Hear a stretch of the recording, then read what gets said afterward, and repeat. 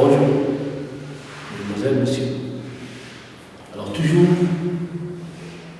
dans notre module de maladies infectieuses, vous qui êtes aides-soignants, nous avons étudié pas mal de maladies bactériennes. Aujourd'hui, nous allons procéder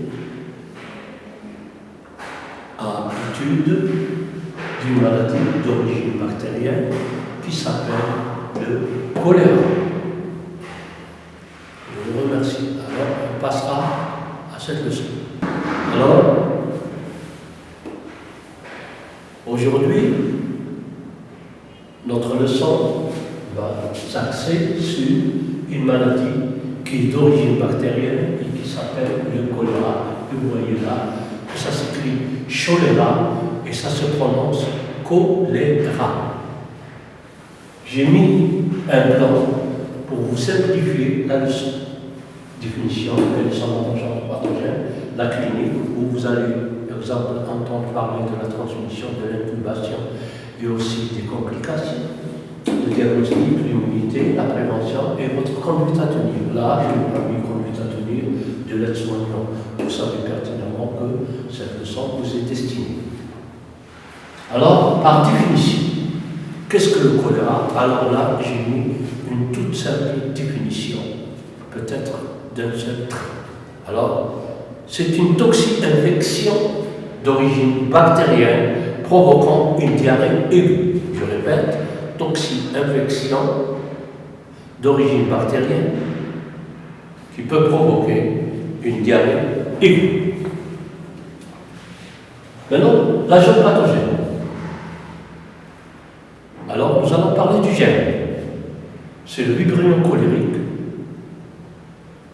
qui produit une toxine cholérique. Le réservoir, il est strictement humain.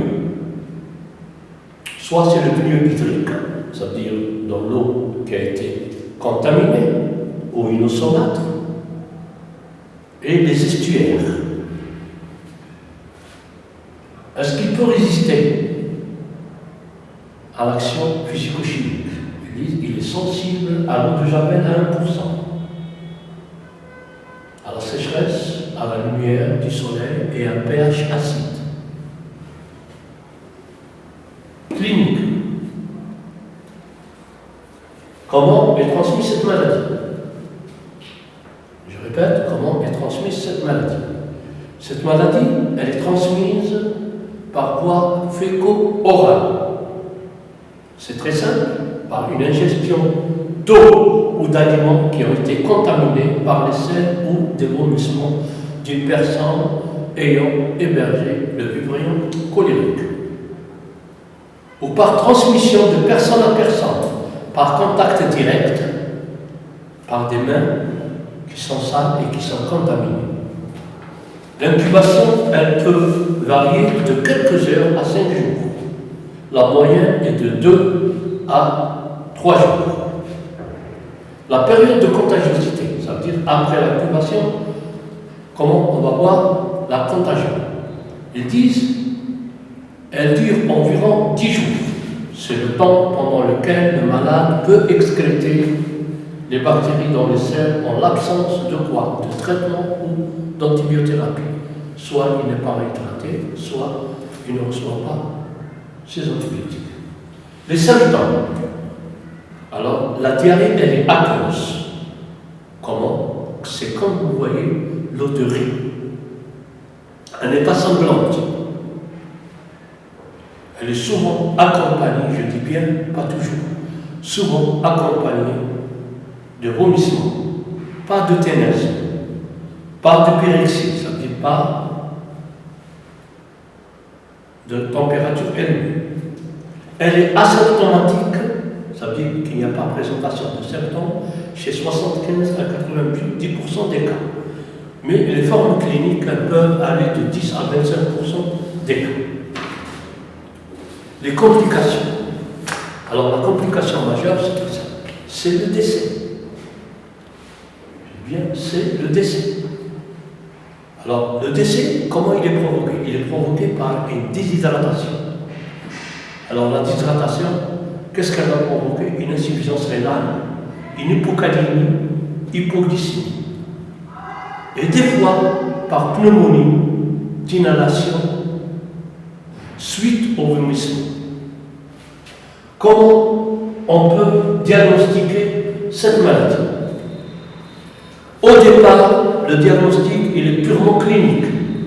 C'est une diarrhée, peut-être un vomissement. Mais toujours la diarrhée, elle est primordiale.